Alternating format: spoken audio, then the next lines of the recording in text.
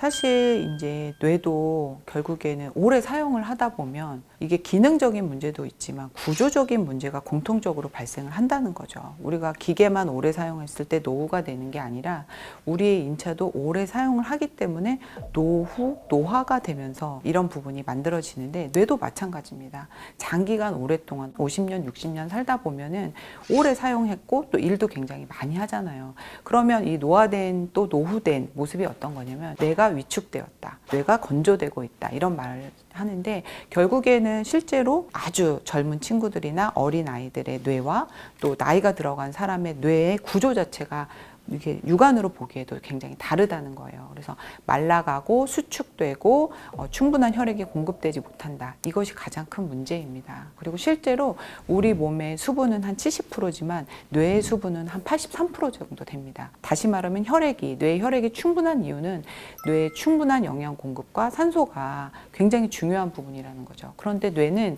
이 심장보다 위쪽에 있기 때문에 충분한 어떤 혈액 공급 또 원활한 수분 공급이 제대로 되지 않는다는 거예요. 주로 폐경이 되면 여성분들은 좀 불면을 많이 호소하는데 여성 호르몬이나 이런 부분들이 또 뇌에 충분한 어떤 혈류 공급을 막고요. 또 이 근육량이 부족하신 분들이 주로 또 뇌가 많이 수축되고 위축됩니다. 그리고 혈액 자체가 생산이 안 되는 부분, 소화기가 약하다든지 아니면 신장 기능이 약한 분들 이런 부분도 있습니다. 혈액 자체에 질이 안 좋은 분들, 즉 혈액이 맑고 잘 흐르는 상태가 아니라 끈적끈적하거나 점도가 있거나 아니면은 각종 노폐물이 끼어 있는 분들, 이런 분들은 뇌가 위축되고 수축돼서 또 불면의 원인이 되기도 합니다. 가장 적절한 수면 시간, 사실 개인마다 차이가 있고 잠 자는 시간도 중요하지만 잠의 깊이도 정말 중요한 것 같아요. 또 잠을 자야 하는 시간에 자는 것도 저는 중요하다고 생각합니다. 낮밤이 바뀐 생활, 그래서 낮에 주무시는 분들은 또한 수면의 질이 낮을 수밖에 없죠. 그래서 한 10시에서 11시 정도에 주무셔서 한 6시에서 7시 정도에 일어나는 좋은 수면 시간대에 한 번도 안 깨고 푹 주무시는 잠이 가장 적절한 수면이라고 생각이 듭니다. 의외로 어떻게 하면 잠을 잘 자는가에 대해서 잘 모르시는 분들이 많더라고요. 오늘은 좀 이 부분만은 꼭 알고 갔으면 좋겠다 하는 아주 단순하고 가장 기본적인 걸 좀 말씀을 드릴게요. 첫 번째, 물을 진짜 열심히 드세요. 제대로 된 물로, 좋은 물은 그 물에 파동이 있는 건강한 물이거든요. 정말 물을 안 드시는 분은 물만 제대로 하루에 2리터에서 3리터 드시는 것만도 분명히 효과가 있습니다. 이왕이면 내 몸을 바꾸고자 또 좋게 바꾸고자 하시는 분들이라면 좀 좋은 물을 드셨으면 좋겠어요. 첫 번째는 미네랄이 살아있고 또 좋은 파동을 가지고 있고 또 물의 입자가 작아서 목 넘김도 좋지만 실제로 우리 인체의 세포까지 침투가 될 수 있는 그런 물을 좀 드셨으면 좋은데 여기에 또 하나는 소금물을 꼭 드셨으면 좋겠습니다. 우리 몸이 소금물로 되어 있으니까요. 소금물로 채우셔야 우리 몸에 수분이 채워지거든요. 그래서 여기서 한 번 더 나가면 좋은 죽염수로 드시면 가장 좋습니다. 그래서 하루에 한 60kg 기준이라면 2리터에서 3리터까지 잠을 못 주무시는 분이라면 물 먹기라도 열심히 한번 해보시면 반드시 효과가 있고요. 반대로 커피나 술을 드시면 저희가 소변을 많이 보시잖아요. 그만큼 물이 빠져나가는데 그런 날은 이상하게 잠이 안 온다는 생각을 많이 하실 거예요. 수분 충전을 잘 하는 날에는 조금 더 잠의 깊이가 좋아지고 잠도 입면도 굉장히 빨라지신다. 이런 부분을 반드시 느끼게 됐거든요. 바로는 효과가 안 날 수 있어도 누적이 되면 반드시 효과가 날 수 있다. 이렇게 말씀드리고요. 두 번째로는 좀 갱년기 여성분들이 주로 불면을 많이 호소를 많이 하십니다. 그래서 그런 분들한테는 어떤 부족한 여성 호르몬이 좀 문제가 될 수 있잖아요. 그래서 그런 분들한테는 콩싹차라고 해서요. 콩을 2 내지 3cm 정도 살짝 튀어서요. 그것을 말려서 덮은 다음에 따뜻한 물을 부어서 차로 드시게 하는 방법. 이것도 제가 많이 알려드리거든요. 그리고 이제 우리가 소위 말하는 화병, 평소에 좀 화가 많으신 분들, 이런 분들이 또 잠을 못 자요. 그럼 우리가 열받고 화가 나면 수면에 방해가 되거든요. 근데 이렇게 화가 많으신 분들은 그 상추, 케일 이런 것들 여름에 잎이 넓으면서 뜨거운 태양열을 잘 식히는 그런 여름 채소들을 물에 끓여서 그물만 충분히 드셔도 화가 좀 시원하게 쿨링이 되는 효과가 있습니다. 저는 상추물을 드셔라 이렇게 좀 많이 말씀을 드리는데 굉장히 효과가 있었습니다. 그리고 마지막으로는 푸드닥터의 이제 불면증 레시피인데요. 마, 바나나, 검정콩, 들깨 스프. 이름이 굉장히 길죠. 근데 이 이름 안에 모든 재료가 들어있습니다. 마와 검정콩은 신장을 굉장히 건강하게 해요. 신장의 기운을 북돋아줘서 잠이 잘 올 수 있게 도와주고요. 바나나는 신경이완 미네랄인 마그네슘과 트리토판이 풍부해서 세로토닌도 잘 만들어주고 멜라토닌도 잘 만들어줘서 또 숙면에 도움이 되고요. 그리고 들깨는 이 뇌 세포막을 잘 만들어줘요. 그래서 뇌의 신경 전달을 원활하게 해줘서 또 수면에 도움이 됩니다. 만드는 방법을 알려드리면요. 검정콩은 한 컵 정도 물에 불려서 준비를 해 주시고요. 불리는 시간은 1시간에서 2시간이면 될 것 같고요. 여기에 많은 겉껍질을 살려서 한 10cm 정도 준비를 해 주세요. 잘 씻어 주시고요. 바나나는 껍질 까서 1개 정도 준비를 해 주시고요. 마, 바나나, 검정콩을 다시마 우린 물에 한 3-40분 끓여줍니다. 그러면 콩도 어느 정도 말랑말랑해지고요. 이 끓인 거를 살짝 갈아서 마지막에 드실 때 들깨와 간장과 식초를 함께 추가해서 드시면 숙면에도 굉장히 도움이 되고요. 무엇보다도 갱년기 여성분들 왜 얼굴이 화끈거리는 안면 홍조 있잖아요. 이런 데도 굉장히 도움이 되고요. 또 우울증 이런 데도 굉장히 탁월합니다. 그래서 저녁에 자기 전에 한 그릇씩 식사 대용으로 드시면 다이어트에도 도움이 되니까 한번 꼭 만들어 보셨으면 좋겠습니다. 물은 당연히 매일 실천해야 되는 부분이죠. 죽염수를 드시던 좋은 물을 드시던 하루에 2리터에서 3리터 꾸준히 드셔주시면 좋고요.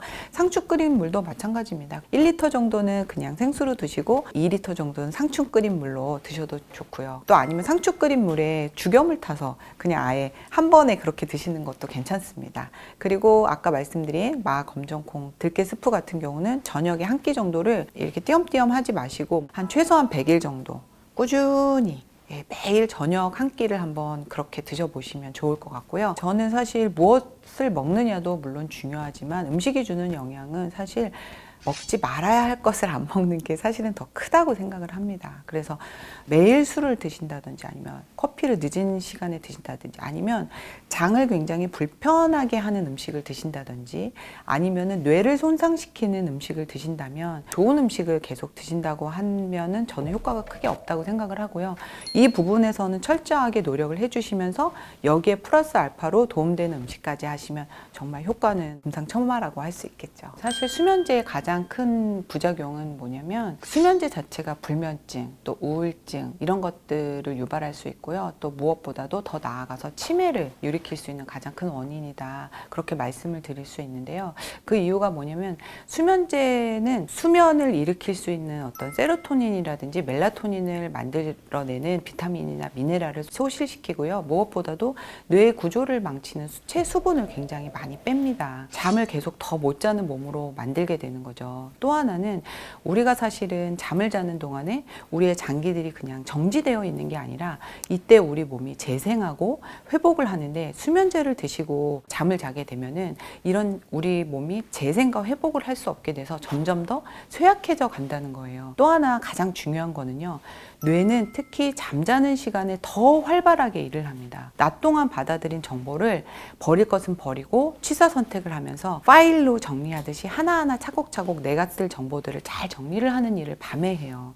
그런데 이 자는 시간에 이제 수면제를 먹고 잠을 자게 되면 이런 일을 제대로 못 한다는 거죠. 다음날 어떤 상황이 되면 그냥 뒤엉켜 있는 정보들이 다 뒤엉켜 있는 상태에서 다음날 또 낮 시간에 활동을 하면 새로운 정보들이 들어오면서 이렇게 당황하게 되고 새로운 상황에 적응을 잘 못하게 되고 중요한 결정을 오히려 놓치게 되고 이러한 상황이 되고요. 또 이게 어떤 기억 장치를 망가뜨리고 더 나아가서는 뇌 기능에 굉장히 취약해져 갈 수밖에 없고요. 또 하나는 뇌가 정말 잘 때 가장 중요한 일 중에 하나가 노폐물 청소를 합니다. 수면제를 드시고 잠을 자게 되면 이것 또한 제대로 할 수가 없어요. 치매의 원인이 되는 베타 아밀로이드 같은 그런 물질들을 제대로 청소를 하지 못하면 치매에도 굉장히 취약해져 가서 수면제를 누적해서 드시는 것만으로도 치매 발병률이 굉장히 올라간다. 그래서 저는 굉장히 수면제의 부작용은 정말 너무 많다고 이렇게 말씀을 꼭 드리고 싶습니다. 수면제의 어떤 부작용을 정말 제대로 겪었기 때문에 이 부분을 많은 분들이 제발 겪지 않았으면 하는 마음에서 제가 또 열심히 이런 부분을 도와드리려고 하는 것도 있는 것 같습니다. 제가 요즘 상담을 많이 하다 보면 그 어르신들이 이런 말씀 많이 하세요. 나는 어린아이처럼 머리 탁 대면 바로 잠을 자고 싶다, 이런 말씀을 많이 하시는데, 잠은 결국에는 우리 몸을 치유하는 가장 강력한 도구이거든요. 그런데 어떤 분들은 또 나이가 들어도 잘 주무시기도 하거든요. 결국에는 이거는 얼마만큼 뇌를 잘 보호하고 잘 사용하느냐에 따라서 개인차가 있는 것 같아요. 뇌를 잘 사용하고 보호하시려면 제가 아까 말씀드린 것처럼 첫 번째는 물을 잘 드셔주는 게 가장 기본이고요. 두 번째는 좀 제가 말씀드리고 싶은 거는 지구의 자전주기, 즉 낮과 밤이 있는 것처럼 우리 몸도 일주기 리듬을 가지고 있다는 거죠. 그래서 우리 몸의 낮도 있고 우리 몸에 밤도 있고, 우리 몸의 밤은 뭐 하는 거죠? 잠을 잘 자는 거잖아요. 근데 밤을 밤답게 보내기 위해서는 낮을 낮답게 보내시는 게 저는 중요해요. 이 말씀이 뭐냐면, 이제 연세가 들어가면 대부분은 이제 특별히 할 일도 없고 뭐 좀 쉬어야지라는 마음에 좀 편안하게 그냥 집에서 하루 종일 누웠다 앉았다, 오히려 낮을 더 낮답게 보내시는 거예요. 아침에 일찍 일어나서 활동도 하시고 또 기분도 밝게 가지시고 많이 움직여 주시고, 이렇게 안 하면 밤을 밤답게, 즉 깊은 잠을 잘 수가 없다라는 거죠. 조금 편안한 삶을 좀 버리시고 낮에는 고생스러우시더라도 열심히 움직여 주시고 또 감사하는 마음, 또 행복한 마음, 이런 밝은 마음을 많이 가져주시면 밤에는 충분히 잘 주무실 수 있을 거라고 저는 말씀드리고 싶어요. 그 100명 중에 5명 정도는 무호흡도 있고 당연히 증상 중에 하나로 코도 고는 그런 분들이 되는 거죠. 그래서 간단하게 코골이와 무호흡에 대해서 설명을 드리기 위해서는 구조를 아셔야 되는데, 이 부분이 코가 되는 거고 입천장 부분, 혀가 되고 이제 숨구멍으로 들어가는 입구 부분이 되는데, 숨을 쉬는 과정은 코를 통해서 들어가서 이렇게 입천장 뒷부분, 혀 뒷부분 통과돼서 기도로 들어가면 숨을 쉰다고 얘기를 해요. 결론부터 말씀드리자면 코골이는 이름이 코라서 그렇지 절대 코 때문에 생기는 게 아니에요. 저한테 가장 많이 물어보시는 게 코 막힘이 있어서 코골이가 생기는 거 아닌가요? 라는 질문 많이 하시는데, 실제로 코골이는 코가 아닌 목구멍이 좁아져서 생기는 현상이라고 생각하시면 돼요. 무슨 뜻이냐면, 우리가 주무시려고 이렇게 누우셨다고 했을 때 깨어있는 사람들은 우리가 느끼지 않아도 이러한 근육 부분, 혀라든지 입천장 혹은 주변 근육들에 최대한 힘을 주고 있으신 거예요. 그래서 내 목구멍을 숨 쉴 수 있도록 가장 넓은 정도로 넓혀놓고 있는 거기 때문에 숨을 들이마시고 내쉬시는 거를 반복해서 아무 문제 없이 할 수가 있는 거죠. 그 다음은 잠이 들게 되면 어떻게 되느냐? 우리 몸은 온몸에 힘을 빼게 돼요. 그래서 이런 근육들이 쓱 처지기 시작하는 거죠. 어느 정도 좁아지기만 했을 때는 드르렁 드르렁 하는 상태로 되는 거죠. 왜? 좁은 곳을 통과될 때는 편안하게 통과되지 않고 떨림을 유발하게 되잖아요. 완전히 턱 막히는 순간 숨을 안 쉬는 무호흡 상태가 돼요. 그런데 우리 몸이 그대로 두냐? 전혀 그렇지 않아요. 가만히 두면 1분, 2분씩 숨을 안 쉬는데 어떻게 가만히 두겠어요? 그래서 결국 우리 몸은 참다 내 머리가 이 근육들을 깨워주는 형태로 가게 돼요. 한마디로 신호를 보내서 다시 잠을 깨우고 목구멍을 깨어있는 상태로 다시 넓혀주게 되는 거죠. 이런 과정을 반복했을 때 무엇이 문제냐? 무호흡은 해결이 되지만 내 뇌가 깨게 돼요. 뇌라고 하는 거는 얕은 수면에서 시작해서 깊어졌다가 이어져야지 전날의 피로가 회복이 되는데, 무호흡을 겪으시는 분들은 이 문제 때문에 깊어질만 하면 하면서 그때 얕은 수면을 만들게 되는 거죠. 그래서 수면의 질이 떨어지고 전날의 피로회복이 안 되면서 다음날에 주간 졸림, 피곤함들이랑 연결을 만들게 돼요. 이런 것들이 코골이와 무호흡의 차이예요. 그래서 완전히 다른 두 병이 아니라 코골이만 있는 사람들은 덜 좁아진다. 그리고 여기서 완전히 막히는 사람은 무호흡까지 간다 정도로 이해하시면 되고, 무호흡의 정의는 10초 이상 숨을 안 쉬는 거를 무호흡이라고 정의를 해서 한 번의 횟수로 세게 돼요. 그래서 이 무호흡이 있으면 다음날 잠을 제대로 못 잤기 때문에 증상은 졸리고 피곤하고 짜증나고 머리 아프고 이런 증상들을 경험을 하게 되시고요. 장기적으로 반복이 되게 되면 고혈압, 당뇨, 심혈관계 질환, 대표적으로 심근경색, 협심증 같은 것들 혹은 부정맥 같은 것들을 만들게 되고 또 뇌출혈, 뇌졸중의 위험도 증가시키게 돼요. 중장년층 분들이 반드시 관심을 가져야 할 질환이에요. 그래서 나이가 들에 따라서 많은 분들이 저 찾아오실 때 저는 20살 때 안 그랬어요. 예전에 괜찮았는데요. 뭐 군대 가선 괜찮아. 이런 말 굉장히 많이 하시는데 실제로 무호흡 코골이는 나이가 들수록 무조건 심해지는 병이에요. 그 이유는 첫 번째, 나이가 들수록 우리 목구멍의 근육들의 탄력이 떨어지게 돼요. 나이는 얼굴로만 먹는 게 아니잖아요. 목구멍에 있는 점막이라든지 근육들이 모두 탄력을 잃고 처지게 돼요. 젊었을 때 요만큼 잘 때 처진다면 나이가 들면 더 많은 부분이 처지면서 목구멍을 막아버리는 일을 만들게 되는 거죠. 두 번째는 나이가 들면서 조금씩 체지방이 증가되게 되는데 그 부분이 목구멍에도 그대로 적용이 된다는 거예요. 목구멍 근육의 주변들의 근육 사이사이에 지방들이 끼면서 내 목구멍을 좁게 만들 뿐만 아니라 탄력을 떨어뜨리면서 덜덜덜 떨리게 만들고 심지어는 맞게끔도 만드는 일이 생기는 거죠. 세 번째는 호르몬의 변화인데요. 특히 여성분들 같은 경우는 갱년기, 폐경기에 급격하게 여성 호르몬이 떨어지게 되는데 여성 호르몬의 고유한 역할은 근육의 긴장도를 늘려주는 역할이 있어요. 한마디로 20살 때는 덜 처지던 분들이 나이가 40대, 50대 되면서 급격하게 많은 이완을 유발하는 형식으로 우리 몸에 약점이 생기는 거죠. 그래서 중장년층 여성분들이 병원에 많이 찾아오시게 되고요. 병원에서 근무를 하다 보면 거의 오시는 분들이 40대 말 50대 초 여성분들이 많기 때문에 체감하지 않을 수가 없어요. 그리고 네 번째는 호흡을 관할하는 뇌기능 저하예요. 예전에는 조금만 숨을 안 쉬어도 바로바로 우리 몸에 깨워줬다면 나이가 들에 따라서 오랫동안 숨을 안 쉬어도 민감하게 반응하지 못하는 일이 생기는 거죠. 그래서 계속 1분씩, 2분씩 숨 안 쉬시는 분들은 저는 매일같이 보는 거예요. 환자분들은 깜짝 놀라죠. 내가 이 정도 숨을 안 쉬어? 그런데 실제로 환자분들은 2분씩 숨을 안 쉬셔도 크게 지장 없이 살아가고 있다는 거를 저는 항상 확인하곤 해요. 수술이나 비수술까지 어떤 정식적인 치료 이전 단계에서 해보실 것들이 있다는 걸 아시면 좋은데요. 첫 번째는 살 빼면 좋아진다는 얘기 많이 들어보셨죠. 그래서 보통 우리가 체중을 10% 정도 감량을 하면 적게는 20, 많게는 30%까지 무호흡이 감소될 수가 있어요. 이런 것들로 치료가 종결될 수 있으려면 내 무호흡이 그렇게 심하지 않고 나는 살 뺄 수 있는 여지가 많이 있는 분들한테는 도움이 돼요. 하지만 말씀드렸던 것처럼 열심히 빼면 당연히 증상적인 도움은 되는데 이게 완치로 갈 수 있느냐는 별개의 문제라는 거죠. 그래서 내 수면 검사를 통해서 내 중증도를 확인하고 그렇게 심하지 않고 그리고 나는 뺄 여지가 있다. 이러면 적극적으로 체중 감량을 권해드리고 싶어요. 두 번째는 금주를 하시는 거예요. 알코올이라고 하는 건 근육의 긴장도를 더 떨어뜨려서 그날의 무호흡을 심하게 만들고 기도를 붓게 만들기 때문에 무호흡이 무조건 심해지는데요. 그렇기 때문에 금주를 통해서 무호흡 증상을 그날 완화시킬 수 있어요. 그리고 또 해보실 수 있는 게 중요한 부분이 자세의 변화예요. 코골이 수면 무호흡은 똑바로 주무셨을 때 가장 심하게 나오는 자세인데 그렇기 때문에 옆으로 주무셨을 때 거의 10분의 1까지 떨어지는 분들을 흔하게 볼 수 있어요. 그렇기 때문에 내가 만약에 자세의 영향을 많이 받는 타입의 코골이 무호흡이시라면 옆으로 주무시는 걸 권해드리고 싶어요.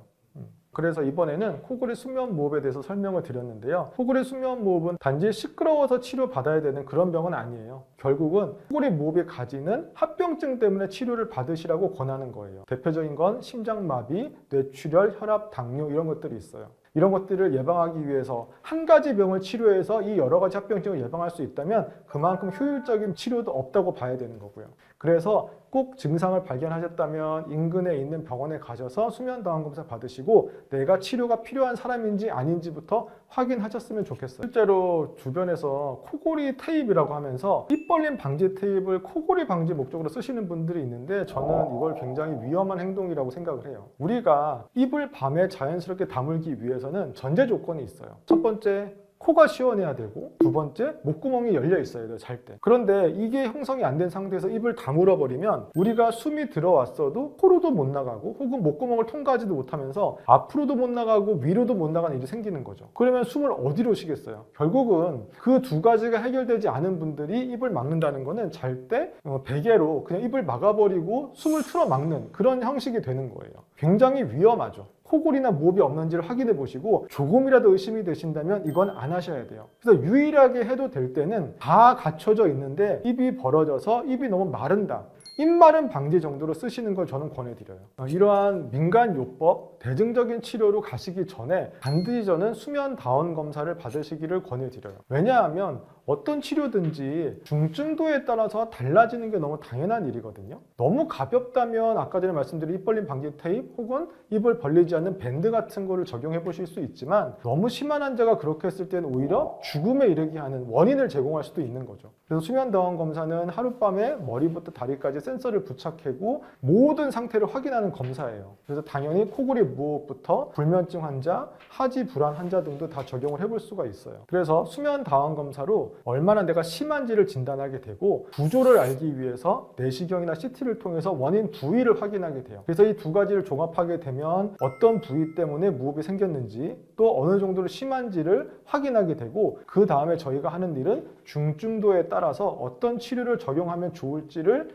알아내는 거예요. 그래서 수면 다원 검사라고 하는 검사는 병이 있다 없다를 알려는 검사가 아니라 어떤 치료를 적용해야 가장 문제가 없는지를 확인하는 검사로 이해하시면 되세요.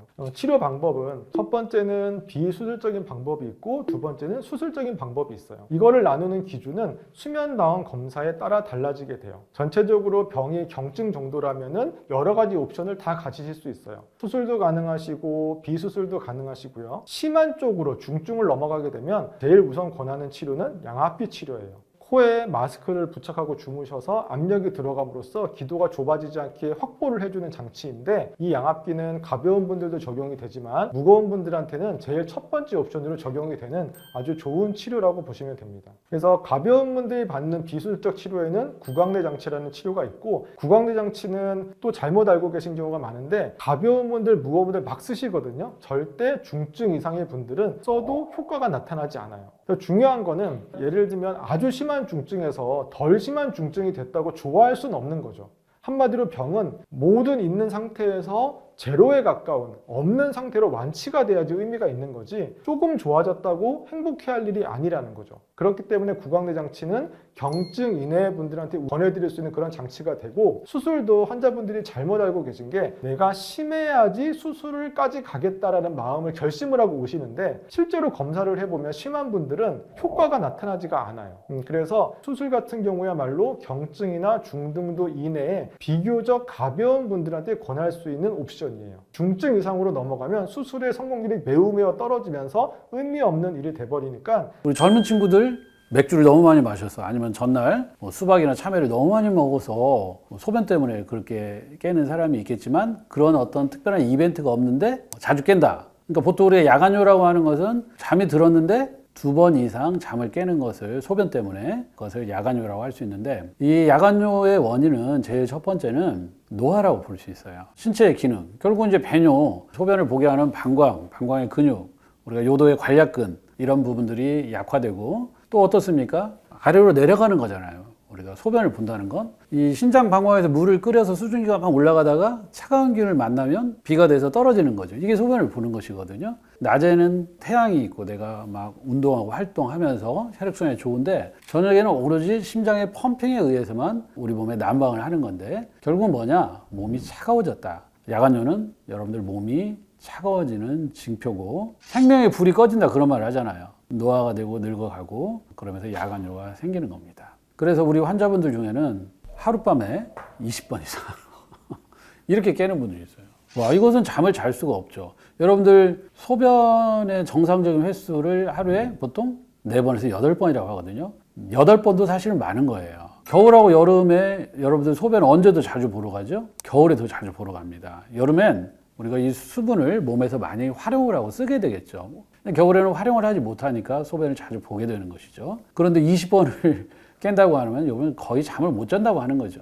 그래서 이런 분들은 낮에 피곤하지 않을 수가 없어요. 그럼 낮에 피곤하면 일에 집중력이 떨어지니까 정말로 어떤 신체 손상이 올 수도 있고, 그죠? 아니면 정말 부주의해서 뭐 낙상이나 골절 이런 문제도 생길 수 있고, 일의 효율이나 능률이 떨어질 수밖에 없습니다. 어쨌든 이런 분들 제가 몸을 덮여주고 또 관략근을 강화하는 방법을 통해서 그런 어떤 음식이나 차나 한약이나 그리고 침, 뜸, 여러분들 알고 있는 운동 이런 것을 제가 안내해줘서 그것을 잘 따르는 분들은 야간뇨 노화로부터 많이 자유로워질 수 있습니다. 잠을 못 자는 그런 이유가 많이 있는데 그 중에서 대표적인 게 야간 소변 때문에 그렇다고들 하세요. 그래서 이 야간뇨를 해결하면 당연히 숙면을 잘 취할 수가 있겠죠. 그래서 제가 야간뇨를 해결하면서 또 불면에도 도움이 될 만한 그런 음식을 두 가지를 추천을 해드릴게요. 네, 제일 첫 번째는 은행입니다.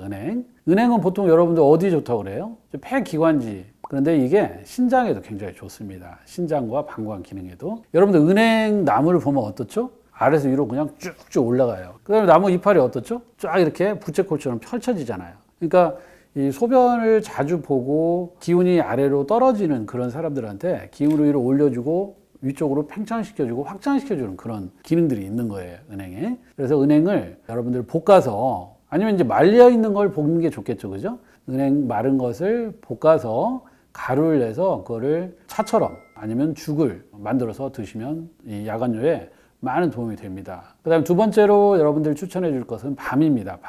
밤에는 잠이 안 오거나 소변이 많이 마려우면 밤을 드셔라. 밤이라고 하는 것은 여러분들 그 남자들 보면 전립선이라는 게 있죠. 방광의 입구를 막고 그 요도를 감싸주고 있는 전립선이라는 밤톨 정도 크기예요. 밤톨 정도 크기고 밤톨 모양이에요. 그래서 여기가 전립선에 실제로 좋습니다. 그래서 전립선 비대증이 있고 노화가 돼서 야간에 소변을 잘 참지 못하는 분들에게 이 밤이 좋아요. 근데 밤을 어떻게 드시면 좋냐? 이 밤도 마찬가지로 말려서 볶아서 가루를 내서 죽을 끓여 드시면 참 좋습니다. 그리고 밤도 차로 드시면 좋고 이런 것들이 번거롭다 그러면 생밤을 사서 구워서 저녁에 드시면 전립선 비대에 의한 아니면 노화로 인한 그런 소변 자주 보는 야간뇨에 매우 효과를 볼 수 있습니다. 그리고 실제로 이 밤은 여러분들 치매 예방에도 많은 도움이 된다고 하고 기침에도 좋고 또 설사를 자주 하는 분들에게도 밤이 좋습니다. 영양식으로도 여러분들 좋으니까 간식이라고 생각하고 드셔보시면 야간뇨로 인한 불면에 많이 도움이 될 겁니다. 여러분들 마라고 하는 거 들어보셨죠? 마는 굉장히 많이 활용이 되죠. 어떨 때 활용이 되냐면 제일 첫 번째 우리가 위장이 안 좋을 때, 폐 기능이 안 좋을 때, 그리고 또 한 가지 또 추천드릴 수 있는 게 방광, 전립선, 야간 소변이 많을 때, 잦아질 때 이 마가 도움이 됩니다. 그래서 마는 신장 방광의 기능을 좋게 해주고 또 기력을 좋게 해주고 양기를 보강하는 그런 아주 좋은 음식이에요. 여러분들 마를 드실 때는 생마 있죠? 생마를 우유에다가 해서 갈아서 드셔도 되고 그 우유에다 갈은 것을 또 죽을 끓여 먹어도 좋습니다. 또 마를 말린 것을 가지고 가루를 내서 죽을 끓여도 좋고 또 한 스푼씩 따뜻한 물에 타서 드셔도 좋습니다. 그래서 마는 어떠한 형태로도 드셔도 좋은데 다만 되게 이제 위장이 안 좋은 분들이 생으로 그 걸쭉걸쭉한 진액 그런 형태로 드시는 건 위장이 안 좋을 때 드시는 거고 우리가 신장, 방광, 비뇨, 생식기 쪽에 관련돼서 드실 때는 볶아서 가루를 내서 드시는 것이 더 좋겠습니다. 그리고 또 한 가지 여러분들에게 추천해 드릴 수 있는 거는 산수유예요.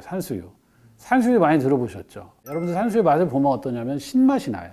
신맛이라고 하는 건 수렴하고 응축시켜주는 그런 효과가 있어요. 소변이 너무 잦거나 야간에 소변을 보는 분들은 이 산수유를 차로 활용을 해보면 좋습니다. 요즘에 이제 건강 생각하면서 잡곡들을 많이 드시잖아요. 근데 잡곡은 말 그대로 잡스러운 곡식이에요. 메인이 아니라는 거예요. 이건 정말로 소화가 더디잖아요. 현미나 잡곡밥은. 이 현미 잡곡밥은 마른 사람들한테는 좋지 않고 또 소화가 더딘 사람 좋지 않은데 특히 야간에 여러분들 소화가 더디고 또 장에 가스도 차고 그러면 압력이 생기면서 방광을 누를 수가 있으니까 야간요에도 더 좋지 않겠죠. 그죠? 그래서 만약에 여러분들이 현미나 잡곡밥을 드신다고 하면 낮에 점심까지는 괜찮은데 저녁은 그냥 일반 백미로 드시는 것이 더 좋겠습니다. 그리고 여러분들 오이 있잖아요. 오이는 이제 칼륨이 많고 그래서 붓기도 해결해주고 또 몸에 독소도 빼주고 염증도 가라앉혀주는 좋은 음식인데 밤에는 기온이 떨어지고 몸이 차가우니까 오이는 좀 드시지 않는 게 좋겠어요. 그래서 오이도 낮 동안에 드시고 가능하면 여름철에 드시고 겨울에 만약에 드신다고 하면은 오이 김치를 활용을 해서 드시는 것이 좋겠습니다. 요즘 이제 소금에 대한 그런 이야기들이 많고 예전에는 소금을 좀 더 드셔야 된다 그러면은 거의 막 미친 사람 취급하고 제가 한의원을 2002년도에 개원을 했는데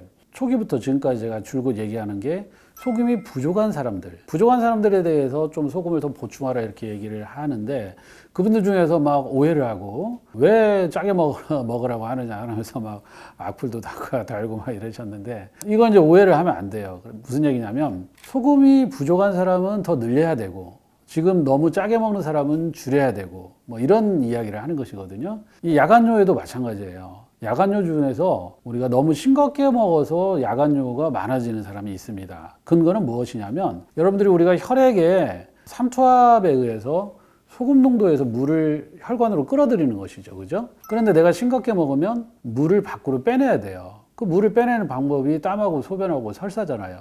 땀은 운동을 해야 나는 것이고 설사는 배가 아파야 되는 것이죠. 그러니까 유일하게 컨트롤할 수 있는 것이 소변이거든요. 몸이 너무 마른 사람, 혈압이 낮은 사람, 이런 사람 중에서 음식을 너무 싱겁게 먹는다. 근데 물론 싱겁다 짜다도 본인들의 입맛을 기준으로 하면 안 되고 그런 사람들을 객관적으로 우리가 알 수 있는 지표가 있어요. 그것이 혈압이거든요. 그러니까 혈압이 120에 80보다 낮거나 아니면 체중이 나의 신장에 비해서 너무 덜 나가거나 아니면 맥박이 60보다 낮거나 아니면 80보다 높으면 그런 사람들은 나의 입맛에서 짜게 느끼든 아니든 소금을 드시면 좋고 이 소금을 어떻게 드시냐면 제주 삼다수 거기에 티스푼 한 스푼 가득 어떤 소금도 다 좋습니다. 천일염이 저는 제일 좋다고 생각하고 거기에 무슨 요즘에 뭐 핑크 솔트다 레드몬드 솔트다 아니면 죽염이다 다 좋습니다.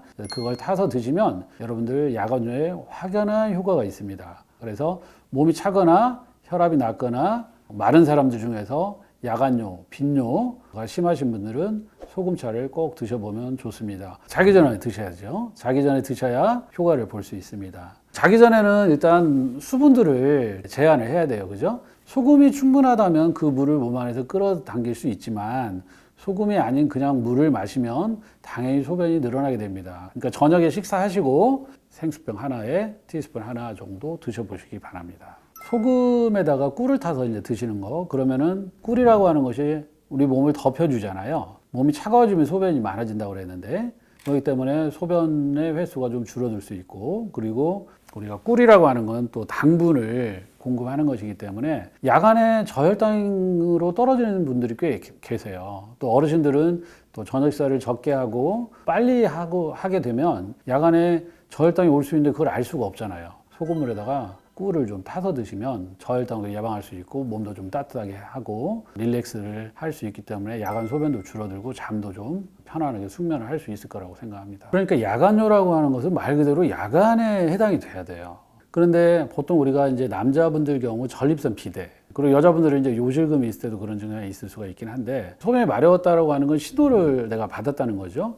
그러면 이제 관략근이 두 개가 있는데 안에 관략근은 열려 있는 상태고 외부에 있는 관략근을 내가 제어를 하는 것이거든요. 그런데 일단 신호가 왔을 때 이 신호를 자꾸 무시하는 경향이 있어요. 예를 들어서 이제 직업상 그럴 수밖에 없는 분들도 계시죠. 뭐 택시 운전하거나 버스 운전하시는 분들 자꾸 신호를 줬는데 내가 그것을 신호에 따르지 않으면 신호를 덜 주게 됩니다. 그리고 신호에 착란이 생겨요. 그렇게 해서 소변이 마려서 갔는지 잘 안 나오는 경우가 있어요. 그래서 그렇게 되는 경우 말고 우리가 노화로 인한 전립선 비대 같은 경우는 이제 요도를 비대된 전립선이 감싸는데 너무 확 조이니까 당연히 처음 가서 소변 개시가 어렵고 가늘고 또 소변을 다 봤다고 생각하는데 잔뇨감이 있고 또 몇 번씩 오래 또 서 있어야 되고 이런 증상들이 생길 수 있어요. 그게 다 전립선 비대에 의한 증상들인데 이런 분들은 당연히 노화가 되었기 때문에 야간에 야간요도 생길 확률이 높습니다. 다만 소변 개시가 오래 걸린다고 해서 그것이 반드시 뭐 야간요로 이어지는 건 아니지만 그럴 확률은 높겠다고 할 수 있겠습니다. 소금 먹고 뜨니까 암 치료에 재발도 안 되고 몸이 건강해졌다는 분들도 상당히 많이 있어요. 근데 그런 식으로 따지면 모든 암 환자가 소금 먹고 다 나느냐? 그렇지는 않아요. 그렇기 때문에 이게 객관적으로 소금 먹으니까 암이 치료된다 이런 것들은 객관적으로 우리가 입증할 수 있는 방법이 없어요. 그런데 문제는 암이라는 애가 왜 생겼을까 우리가 이제 고민해 볼 필요가 있다는 거죠. 결국 우리 몸에서 뭔가 불균형과 트러블이 생겼기 때문에 이 암이라는 게 생긴다는 거죠. 우리 몸은 매일매일 60조 개의 세포가 죽고 새로 생기고 이런 과정을 거치면서 이 거대한 화학 공장이라고 제가 말씀드렸는데 거대한 화학 반응이 연속적으로 일어나고 우리 몸은 끊임없이 새로운 것이 들어오고 나가는 과정이 일어나는 거예요. 이 수많은 시스템이 돌아가다 보면은 이제 트러블이 생기고 문제점이 생기는 거죠. 이런 것들을 빨리빨리 해결해주고 제거해주고 독소물질 제거해주고 염증 제거해줘야지만 되는데 이것들이 제대로 안 되다 보면은 쌓이고 문제가 생겨서 그게 이제 암으로 발전한 경우들이 참 많다라는 거죠. 우리가 그걸 예방하고 그다음에 암의 치료를 했다고 해도 그의 재발을 방지하기 위해서는 그런 현상들을 줄여줘야 된다라는 거죠. 우리는 매일 뭐 수백 개씩 암세포가 생긴다 그래요. 근데 보통 사람들이 안 걸리는 이유는 걔들 암세포가 생기기는 생겼는데 자랄 환경이 안 됐다는 거고 많이 생기지 않았다는 얘기가 되기 때문에 어떻게든 그것들이 자랄 수 있는 환경을 없애주고 생기는 걸 줄여줘야지만 우리 몸이 건강해질 수 있기 때문에 그거에다 초점을 맞추고 접근한다 그러면은 암에 대한 것도 우리가 좀 공포에서 해결될 수 있지 않을까 이렇게 생각을 합니다. 그래서 우리가 지금부터라도 우리 몸의 어떤 불균형 부족한 것들을 어떻게 채워나갈까 고민을 해야 됩니다. 그중에 많은 것들이 수분 부족일 수도 있고 미네랄 부족일 수 있는 경우들이 너무나 많다라는 거죠. 우리가 사실 물을 많이 먹고 있다고 생각하는데 사실은 그렇지가 못한 경우가 많아요. 특히나 나이 드신 분들일수록 물을 참 안 드셔요. 그러다 보니까 우리 몸은 계속 목이 마른 갈증 상태에 있는 경우가 많아요. 그게 우리 목이 마른 정도가 아니고 세포들도 다 물 부족에 시달리고 세포들은 또 물도 있어야 돼요. 다 미네랄이 있어야지 살아가는데 걔들이 그게 부족하다 보면 걔들도 다 스트레스 받는 거예요. 그러다 보면 얘들이 암세포로 전환이 되기도 하고 이런 문제가 생기기 때문에 그런 쪽에다 우리가 좀 관심을 둘 때 암에 대한 어떤 치료의 길들이 생기지 않을까 이렇게 생각을 합니다. 그런데 문제는 우리가 소금을 먹을 때 어떤 소금을 먹느냐도 되게 중요하다는 거죠. 소금 종류가 참 많잖아요. 정제염이라는 부분, 뭐 암염도 있고 주겸도 있고 여러 가지 소금들이 다 있는데 저는 소금을 분석하는 기준을 딱 하나로 봐요. 얼마나 미네랄이 제대로 들어있느냐라는 관점이죠. 그러다 보니까 이 소금도 따져보면 미네랄이 제대로 들어있느냐 아니냐. 근데 미네랄 다 들어있다라고 얘기를 하죠. 그렇지만 실질적인 들어있느냐 아니냐 우리가 좀 확인해 볼 필요가 있고 사실 때 성분표를 좀 확인해 보는 것도 우리가 삶의 지혜가 아닐까 이렇게 생각을 합니다. 그래서 암이라는 것들을 우리가 좀 더 신경을 써 나가려고 그러면은 이 미네랄들이 챙겨져 들어있는 거를 챙겨 먹을 때 그게 더 효과적으로 갈 수가 있다는 거죠. 나트륨 하나 챙겨 먹는 것보다는 칼슘도 챙겨 먹고 마그네슘 챙겨 먹고 아연도 챙겨 먹고 각각이 들어오게 되면 우리 몸에 각각의 부족한 것들이 채워지잖아요. 세포가 필요한 것들이 다 채워지면은 세포가 정상적으로 일을 하고 활동할 수 있게 되는 거죠. 그리고 이 발생한 독소를 배출하는 것도 나트륨 하나가 배출하는 것이 사실 그게 아니에요. 칼슘도 작용하고 칼륨도 작용을 다 한다는 거죠. 그래서 그런 것들이 그대로 들어와 줘야지만 우리의 쌓이는 부분들을 다 배출하고 중금속부터 이런 거 다 배출하기 때문에 우리 몸의 암이라는 것을 갈 수 있는 길을 차단해 주는 역할을 얘들이 하기 때문에 그런 것들을 좀 챙겨 먹는 삶의 지혜가 필요합니다. 그 이제 여러 가지 효과가 있어요. 첫 번째는 이제 우리 몸에 이제 채워지는 효과가 있어요. 수분이 채워지기도 하고 나트륨이 채워지기도 하고 미네랄이 채워지는 이거 자체에 의해서 효과가 있는 거죠. 우리 몸은 뭔가가 미네랄이 부족해도 수분이 부족해도 이거를 배고픔으로 인식한다든가 몸이 스트레스를 받아요. 근데 그걸 어떻게 해서 채우려고 한다는 거예요. 그러다 보니까 이게 정신을 자꾸 자극을 시켜가지고 깨게 만드는 현상들이 생기게 됩니다. 근데 이것들이 채워지게 되면은 아, 우리 몸이 채워졌구나. 이제 몸이 안심을 하게 돼서 편안한 잠으로 연결되고 그 다음에 이제 미네랄 소금 먹게 되면 그 속에 있는 마그네슘 성분 같은 경우가 신경을 안정시키는 역할을 하는 미네랄이에요. 그런 부분들이 들어가게 되면은 편안한 잠으로도 연결이 되게 되고 또 하나 이제 불면증이 되는 분들 중에 이제 두 가지 부류가 있어요. 그냥 깨가지고 정신이 말똥말똥한 사람이 있는 반면에 야간뇨 때문에 화장실에 자주 가는 것 때문에 또 깨는 분들이 계세요. 그런 분들 야간뇨 때문에 화장실 가야 되기 때문에 밤에 깨는 분들은 물을 일부러 안 먹어요.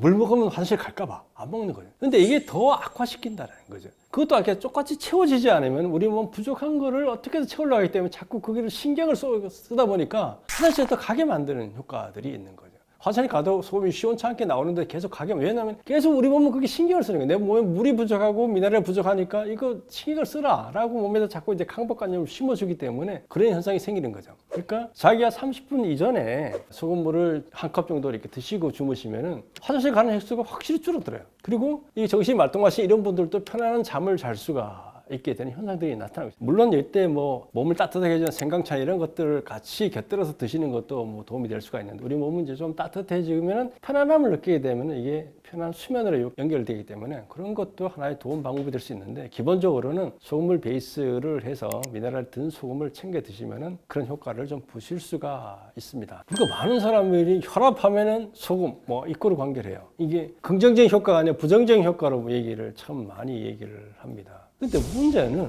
혈압이 소금 때문에 발생을 했느냐? 그게 아니에요. 혈압이 왜 올라갔을까? 따져보면 이제 한 세 가지를 들 수 있어요. 하나는 뭐냐? 혈관이 딱딱해진 거예요. 탄력성이 잃어버린 거예요. 딱딱해지다 보니까 밀어줄 때 이게 탄력감 좀 늘어나면 이게 부피가 커져가지고 혈압이 안 올라갈 텐데 이게 탄력성이 없다 보니까 이제 혈압이 올라가는 거예요. 그죠? 그 다음에 근데 혈관이 이제 중간중간에 막혀 있다는 거죠. 그러다 보니까 이게 브레이크가 걸려가지고 혈압이 올라가게 되고, 그 다음에 모세혈관이 막혀 있는 경우도 있어요. 그런 경우에도 피가 돌지 못해서 혈압이 올라가는 뭐 경우들이 생기고, 또 어떤 경우냐면은 심장에서 이제 이 상태는 안 되겠다, 피를 많이 보내줘야 되겠다, 또 심장 자체가 이제 강하게 압력을 가해주는 부분들도 있어요. 그러면 이런 것들이 왜 이런 혈관이 딱딱해지고 심장이 이렇게 뛰고 혈관이 막히고 이런 현상이 생기느냐? 그게 소금 때문에 생긴 거 아니에요. 혈관을 청소하는 역할을 하는 게 소금이 한단 말이죠. 사람들은 혈압이 높아지면 소금 때문에 생긴 것처럼 얘기를 한다는 거죠. 문제는 이런 경우가 있어요. 혈압이 높은 사람들한테 이제 소금을 먹게 했을 경우에 몇몇 사람들에게는 혈압이 올라가는 현상들이 생겨요. 다 그런 게 아닌데 몇 프로 정도가 생겨요. 그게 이제 혈압 민감성 체질이 있어요. 대부분의 분들은 혈압이 떨어져요. 지나가게 되면 혈압이 조절되는 효과죠. 그러니까 혈관이 이제 탄력성이 회복하는 것도 있고, 막힌 혈관들이 뚫리는 경우도 있고, 여러 가지 이유가 있겠죠. 그리고 우리 몸에 이제 필요한 것들이 충족되다 보니까 심장이 과부하가 걸릴 일도 좀 줄어드는 부분이 있기 때문에 혈압이 떨어지는 부분들이 있는데, 문제는 이거예요. 이제 병원에 가 혈압이 높은 진단을 받은 의사분들은 이제 첫 마디가 그래도 짜게 먹지 마세요라고 얘기를 해요. 저는 근데 그런 의사분들한테 이제 질문을 하고 싶어요. 그 혈압약을 먹으면은 고혈압이 치료가 되나요? 혈압약 먹고 혈압이 치료됐던 사람은 저는 한 명도 본 적이 없어요. 평생을 앞으로 혈압약을 드시면서 사세요. 그러면서 앞으로 계속 혈압은 올라갈 겁니다. 점점점 센 약을 내가 처방할 겁니다. 이게 의사의 진단이에요. 소금이라는 부분이 원인이 아닌데 소금만 안 먹으면 그게 치료될 것처럼 하면서 평생을 약을 준다는 건 제가 볼 때는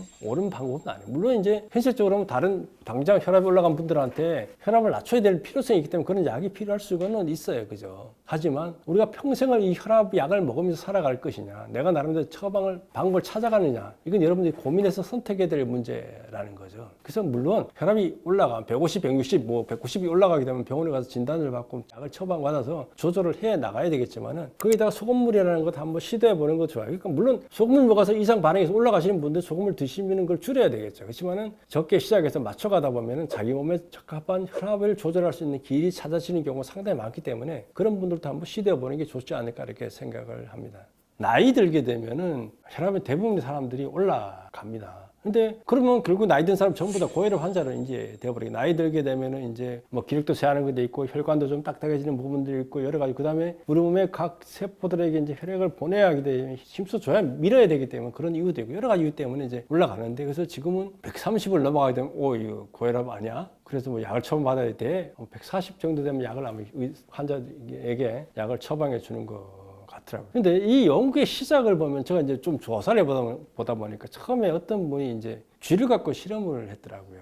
쥐를 가져다가 이제 소금을 이제 왕창 먹인 거죠. 얼마를 먹였냐면 우리가 평소에 먹는 거에 20배를 먹였대요. 6개월 동안 이제 실험을 한 거예요. 그랬더니 4마리가 고혈압에 걸려서 이제 죽어버린 거예요. 40%가 죽은 거예요. 40%나 걸려서 죽었다. 이건 완전히 치명적이네, 이렇게 얘기할 수 있죠. 근데 저는 반대로 그 20배를 먹였는데도 고혈압에 안 걸리고 살아남은 6마리 60%의 삶에 좀 주목을 하고 싶어요. 근데 이 소금의 양을 사람에게도 적용하면 얼마 되냐? 하루에 한 200g 이상을 먹어야 되는 거예요. 우리가 한 사람이 하루에 15g 먹는다라고 얘기를 합니다. 우리가 평균적으로. 그게 20배는 300g이 되는 거죠. 그죠? 그래서 먹는 물까지도 그거는 소금을 먹였더라고요. 그런 식으로 따지게 되면 우리 300g 못 먹어요. 하루에 100g도 못 먹는다는 거죠. 먹으면 큰일 나는, 입에 넣어도 안 돼요. 우리 몸은 얼마나 소금에 민감하게 설계가 되어 있냐 그러면은, 예전에 제가 시골에서 이렇게 자랐는데 개 쥐잡기 운동하기 위해서 쥐를 막 잡고 옛날에 그랬단 말이죠. 숙제로 쥐꼬리 갖고 오라고 이런 것도 하고 그랬었는데, 그래서 쥐약을 넣어가지고 쥐가 잡다 보니 쥐약 먹은 쥐가 사방에 널려있는, 그걸 이제 개들이 먹고 개들이 이제 죽게 되는 일이 생기는 거예요. 처음에 개가 막 쥐를 먹었을 때 막 고통스러워할 때 뭘 하냐 그러면 소금을 왕창 먹여요. 그럼 토해낸단 말이에요. 그래서 살아나요. 그러니까 소금을 입에 왕창 넣으면 다 토해서 우리가 못 먹어요. 그리고 소금을 진하게 해서 왕창 먹이면 어떤 현상이 생길 거냐? 관장 효과가 일어나서 쫙 배출돼요. 우리 몸에서 안 받아들이는, 못 받아들이는 거죠. 그래서 우리 몸은 소금을 과한 거는 먹을래다 먹을 수도 없는 구조예요. 그러니까 하루에 100g만 먹어도 뭐 난리 나가지고 못 먹는다는 거예요. 근데 다 그렇게 먹여가지고 있었다는 거예요. 그러니까 이 실험 자체가 이 소금을 주범을 몰아가기 위한 거라는 거죠. 우리가 커피 맨날 마시잖아요. 커피를 분석해가지고 이게 유해 물질 따지면 엄청나게 많아요. 거기에 대한 해롭다는 연구도 엄청나게 많아요. 근데 유익하다는 연구가 더 많이 했기 때문에 더 많은 게 덮여져 있을 뿐이다라는 거죠. 모든 물질은 플러스 효과, 마이너스 효과가 있는데, 근데 우리가 이 수천 년, 수만 년 동안 소금이라는 걸 매일매일 먹고 소금 안 먹고 죽는 삶을 살아왔는데 모든 동물이 다 먹잖아요. 근데 그런 것들을 갖다가 얘를 주범으로 만들어서 이렇게 한다는 것은 잘못된 설정이고 그런 연구에 기초를 해가지고 확증 편향적으로 간 거죠. 소금에 뭔가 문제가 있을 거야. 그렇게 이렇게 하는 거죠. 그래서 이 소금을 고혈압 주범으로 몰아가는 거는 문제가 있고 소금에 민감한 환자 사람들이 있기 때문에 그런 분들은 별도로 떼어내가지고 얘기해야 되는 거지. 그렇다고 해갖고 모든 사람들이 소금을 못 먹게 만들어가지고 저 나트륨 상태를 만들어가지고 저 나트륨 환자도 상당히 많아요. 저칼륨도 있고 저 나트륨도 많아요. 특히나 이제 홀로 계시는 독거 노인들 같은 경우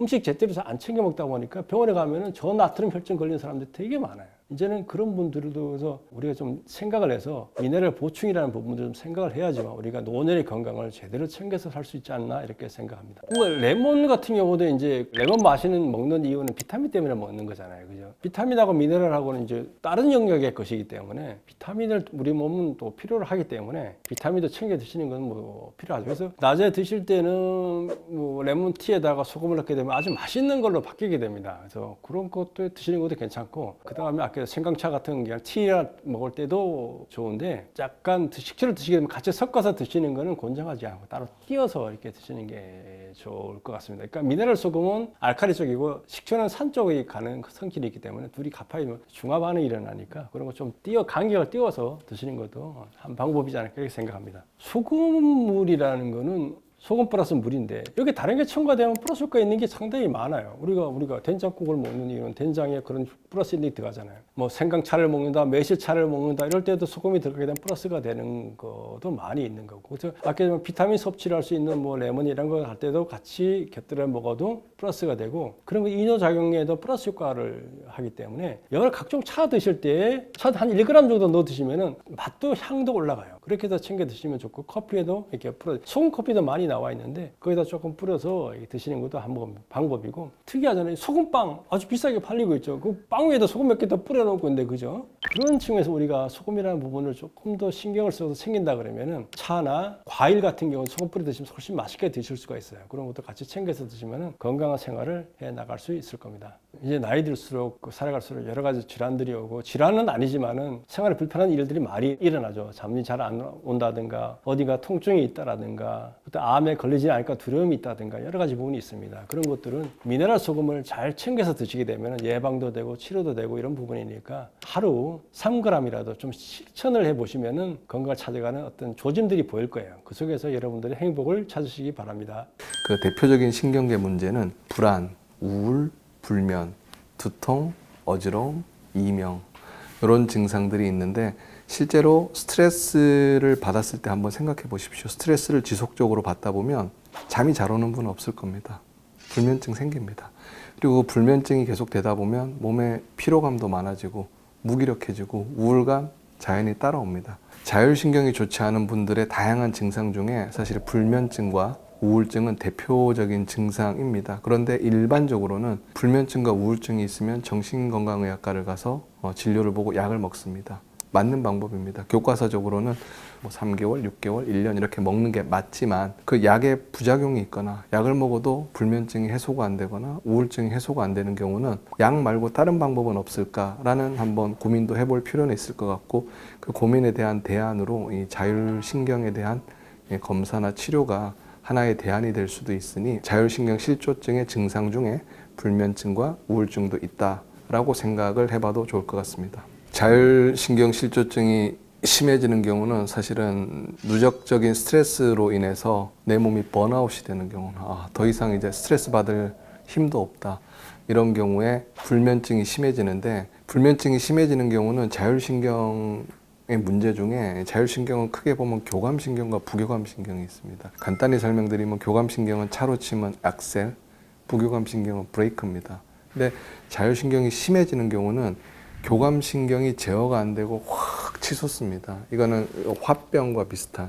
그래서 잠을 자려고 하면 잡생각이 많아지고 불안하고 두근거리고 긴장되고 해서 잠이 안 오고 부교감신경이 문제가 생기면 멜라토닌, 세로토닌 같은 호르몬 분비가 안 되면서 무기력해집니다. 그리고 수면 호르몬도 안 나옵니다. 이 두 개가 번갈아 가면서 나타나게 되는 게 스트레스가 극심해지면서 자율신경 실조증이 악화되는 경우에 교감은 교감 나름대로 예민해지고 부교감은 부교감 나름대로 기능이 떨어지고 이러다 보면 잠이 안 온다. 근데 잠이 안 오는데 교감신경이 항진이 돼 있으니까 낮에 또 피곤하지도 않다고 하는 분도 있습니다. 또는 교감신경 항진이 돼서 자고 싶은데 잠을 잘 수가 없다라고 표현하는 분들도 있습니다. 자율신경 실조증이 심해지면 불면증은 악화되는 경우가 대부분입니다. 에너지 드링크나 커피에는 카페인이 많습니다. 근데 건강한 사람들은 카페인을 마시면 각성이 되고 좀 졸음이 없어지고 좋구나. 근데 이 자율신경 실조증이 있거나 불면증이 있거나 이런 분들은 소량의 카페인에도 교감신경이 과도하게 항진이 됩니다. 가슴이 좀 두근두근 하거나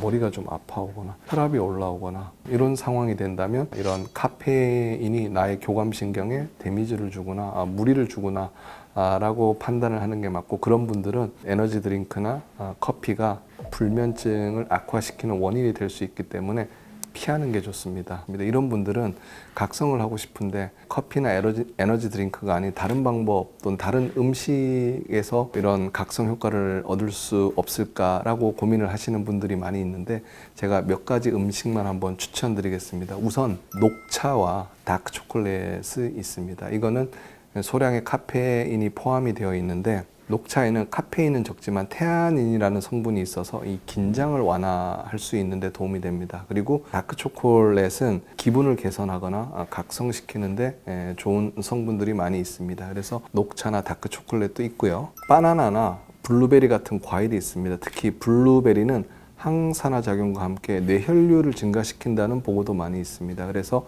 집중력 향상에 도움이 될 수 있고요. 그리고 음식 중에 계란이 있는데, 이 계란에는 이 콜린 성분이 많습니다. 이 콜린은 이 아세틸콜린의 원료가 되는데, 아세틸콜린이 뭐냐면 뇌세포 사이에 신호 전달을 하는 신호 전달 물질을 아세틸콜린이라고 하는데, 계란에는 이런 성분이 많이 있기 때문에 계란이 뇌의 신경 전달 물질의 기능을 좀 개선시켜 주는데 의미 있다는 연구도 많이 있기 때문에 계란도 도움이 될 것 같습니다. 그리고 마지막으로 이 뇌의 혈액순환을 좋게 하기 위해서 철분이 많은 음식, 시금치, 멸치, 붉은 고기 이런 것들은 철분이 많으면 혈액 중에 있는 산소 공급이 원활하게 돼서 뇌에도 뇌혈류 증가에도 도움이 돼서 집중력을 개선시키는데, 즉 각성 작용을 하는데도 의미가 있을 수 있습니다.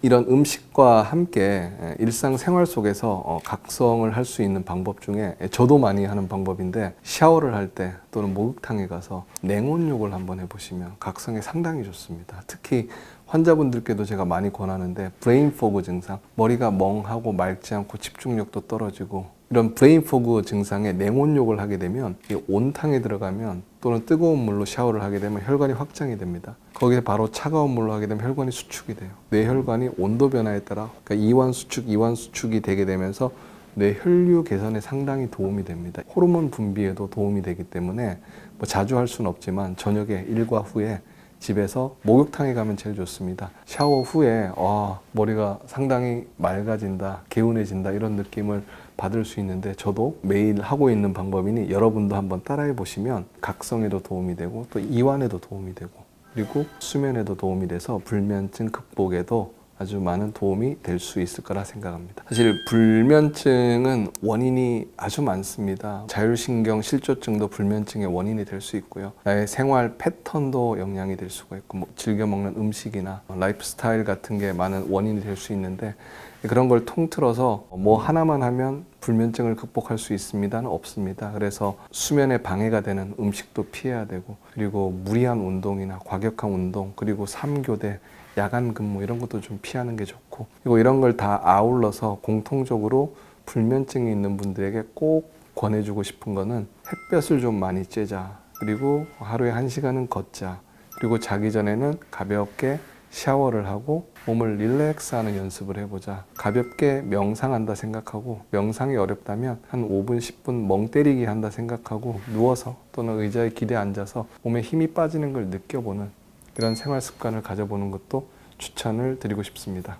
제가 환자분들에게 많이 말씀드리는 것 중에 하나는 규칙적인 생활을 하라입니다. 대부분 불면증을 호소하시는 분들을 보면 라이프 스타일이 불규칙한 분들, 야근을 많이 하거나 수면 시간이 불규칙하거나 이런 건데 불규칙한 생활을 규칙적으로 좀 만들자가 1번이고 두 번째는 햇볕을 좀 많이 보자. 해를 보면 비타민 D 합성이라든지 멜라토닌의 생성이라든지 세로토닌의 합성이라든지 이런 거에 도움이 되기 때문에 사실 수면에 많은 도움이 될 수 있습니다. 여러분도 다 느껴보셨겠지만 일광욕을 많이 하고 나면 저녁에 이유 없이 졸리는 걸 느껴보신 적이 많이 있을 겁니다. 그게 태양을 통해서 내 몸에 다양한 수면에 도움이 되는 물질들이 많이 합성이 될 수 있어서 그런 거고요. 그리고 음식 중에서도 자극적인 음식은 좀 피하자. 퇴근하고 와서 집에서 반신욕을 하거나 족욕을 하는 것도 도움이 될 수 있고요. 그리고 샤워를 하고 가볍게 스트레칭이나 명상을 해보는 그런 규칙적인 생활을 하면서 이런 걸 패턴화 하다 보면 어느 순간 내 몸은 특정 시간이 되면